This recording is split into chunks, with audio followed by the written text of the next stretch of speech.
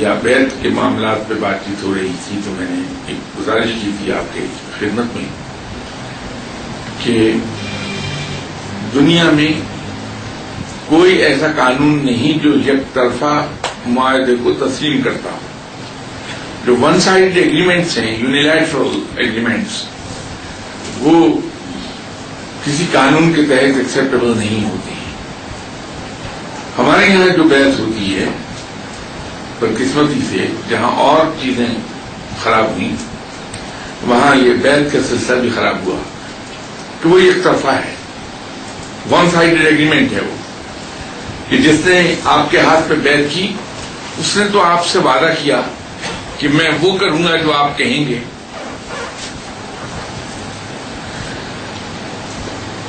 میں نے آج اپنا آپ کے ہاتھ بھیج دیا. بیعت کا مطلب بے کر دینا، بے کا مطلب ہے سودا کر دینا. تو اس نے اپنا آپ تو فروخت کر دیا، وہ اب آپ کی مرضی کے تحت چلا گیا، آپ کے احکامات کا پابند ہو گیا. بیعت کرنے والے نے کیا وعدہ کیا اس سے؟ اس کو یہ وعدہ کرنا چاہیے کہ میں اپنی صلاحیت اور اپنی بہترین قابلیت کے مطابق تمہاری تربیت کروں گا، تمہیں تعلیم دوں گا. پھر تو یہ ویلڈ معاہدہ ہے، کیونکہ یہ پھر ٹو سائڈڈ ہوگا، بوتھ سائڈس، دونوں طرف ریسپانسبلٹیز آئیں گی انڈر دس ایگریمنٹ. لیکن جب صرف بیعت کرنے والا ہی غریب معاہدہ کر رہا ہے، جس نے اپنے ہاتھ میں بیعت نہیں کیا ہے، وہ کوئی کمٹمنٹ نہیں کر رہا آپ سے، وہ ون سائڈڈ ہے. اور اگر میں کسی سے وعدہ کروں گا کہ میں تمہاری تربیت کروں گا تو اس کے لیے مجھے ٹائم چاہیے. وہ ٹائم کہاں سے آئے گا؟ اگر فرض کر لیجیے کہ یہ سلسلہ جاری ہو اور 1,00,000 مریض ہو گئے کسی شخص کے. ہیومنلی پاسبل ہی نہیں کہ 1,00,000 مریضوں کی تربیت کر سکے بندہ.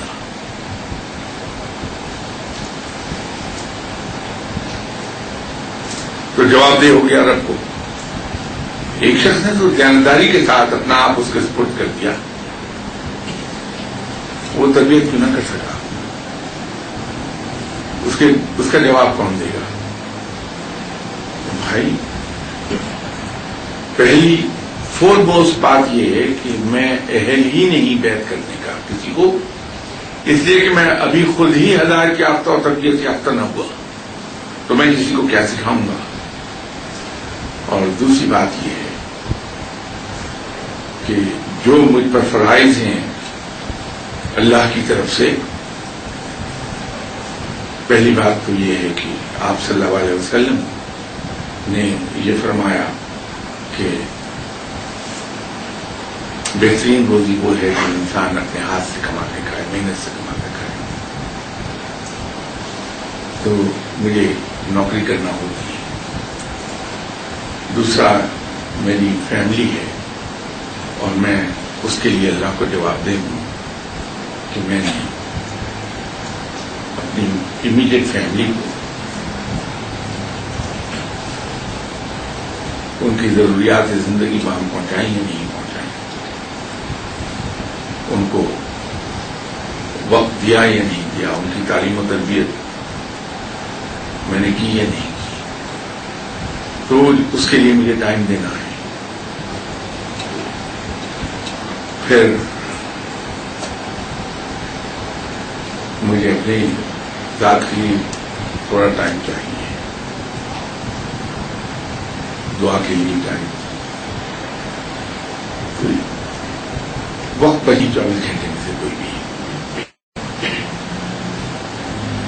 میں کیسے کسی کو بیعت کروں؟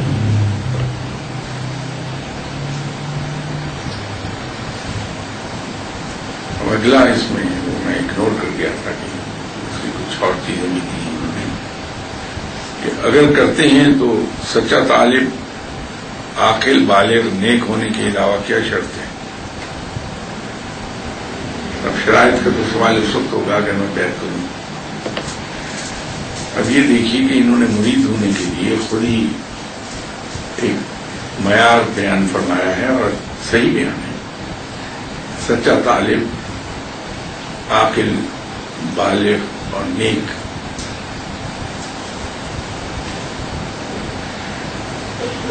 اب اگر یہ جو صاحب مجھے بیعت کرنے کو کہہ رہے ہیں، یہ اگر میرے اندر ان میں سے سوائے ایک چیز کی تلاش کوئی بھی کر دیں تو میں ان کو انعام دینے کو تیار ہوں. بالغ البتہ ہوں، بالغ کیا اب تو بوڑھا ہو گیا، تو باقی نہ تو سچی طلب میرے اندر، نہ میں عاقل اور نہ نیکی کے قریب سے بھی کبھی گزرا ہے. تو بھائی اگر مرید کی یہ بنیادی شرائط ہیں تو جو مرید کر رہا ہے وہ تو اس سے کہیں اوپر ہونا چاہیے. وہ کہاں سے آئے گا؟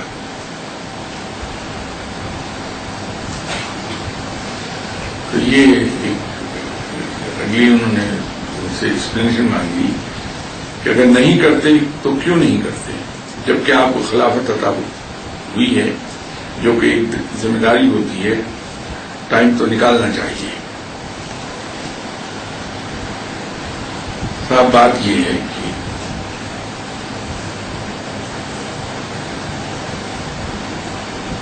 انسان کو خلافت،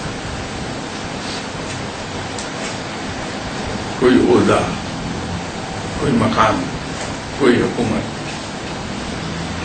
دو طریقے سے مل سکتی ہے. ایک تو یہ ہے کہ انسان اس کے لیے کوالیفائی کر رہا ہو، اس کے اندر وہ تمام چیزیں موجود ہوں جو اس کو اہل ثابت کریں اس چیز کی، اس صورت میں مل جائے گی. ایک صورت اور بھی ہے کہ کبھی زندگی میں کسی بہت بڑے انسان سے جا ٹکرایا آدمی، وہ اپنے اس خاندانی بڑے پن کی وجہ سے جو اس کے بلڈ میں بڑا پن ہے، یہ دیکھے کہ یہ ایک شخص ایسا ہے جس کو دنیا میں کوئی شخص اپنے قریب نہیں آنے دے گا، تو وہ اپنے اس بڑے ظرف کی وجہ سے اسے سینے سے لگا لے اور جاتا جاتا اسے کچھ عطا کر جائے کہ یہ جاؤ. تو میں تو بھائی ان لوگوں میں سے ہوں کہ کسی نے ترس کھا کے مجھے خلافت عطا کر دی، نہ خلیفہ بنا کے بٹھا دیا، ورنہ سچائی یہ ہے کہ میں اس کا اہل نہیں ہوں. نہ میرے اندر وہ کوالٹیز ہیں، نہ وہ خوبیاں ہیں، نہ وہ علم ہے میرے اندر، نہ کوئی اور چیز. انسان اگر بیعت کرنے کا ارادہ کر لے تو ایسی جگہ بیعت کرے جو واقعتاً کسی بڑے مقام پر فائز ہو بندہ، تاکہ کچھ حاصل تو ہو.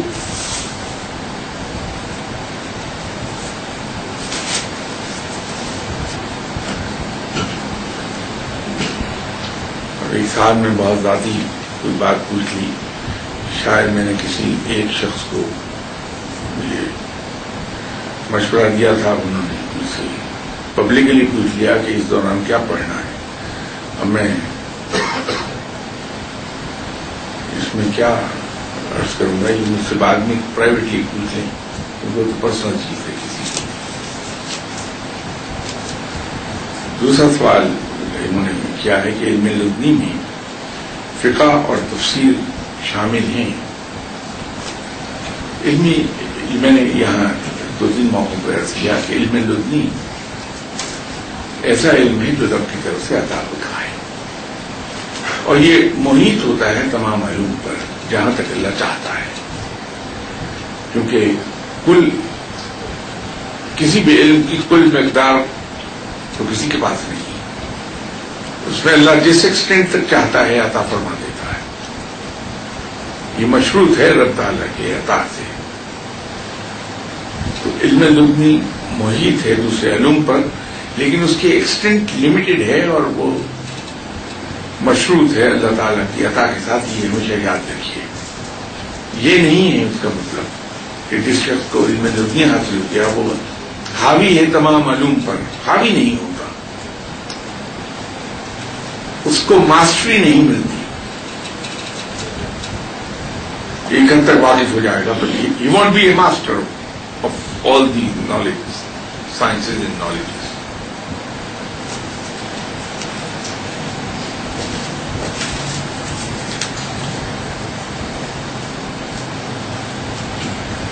یہ ایک سوال کسی سے ہم نے پوچھا ہے، حدیث مبارکہ کا حوالہ دیں گے کہ حدیث مبارک ہے کہ قطع رحمی نہ کرو.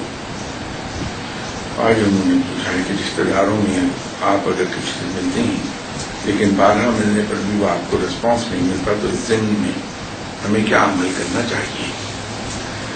صاحب، حدیث کے اندر ایک بڑا کلیئر کٹ انسٹرکشن ہے کہ قطع رحمی نہ کرو. اس میں کہیں بھی کسی کوالیفائی نہیں کیا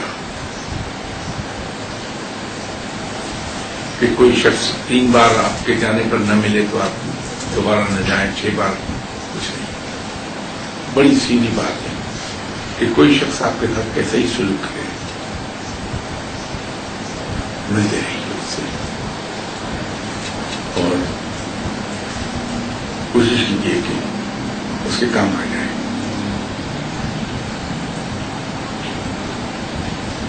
بلکہ ایسا رشتے دار جو انسان کو دھتکار رہا ہو،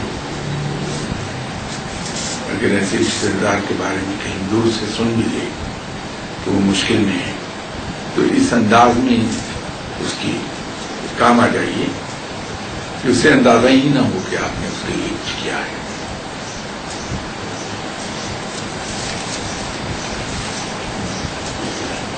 ایک اور سوال صاحب نے کیا ہے کہ اپنے نفس کو کیسے قابو کیا جائے. بڑا مختصر جواب ہے، اس کی مخالفت کر کے، اس کی نفی کر کے، جو وہ مانگے اس کی نفی کر دیجیے، جو کرنے کو کہے اس کی نفی کر دیجیے. شکریہ، قابو میں آ جائے. کچھ دیر لگا کرتی ہے، قابو میں آ جاتا ہے.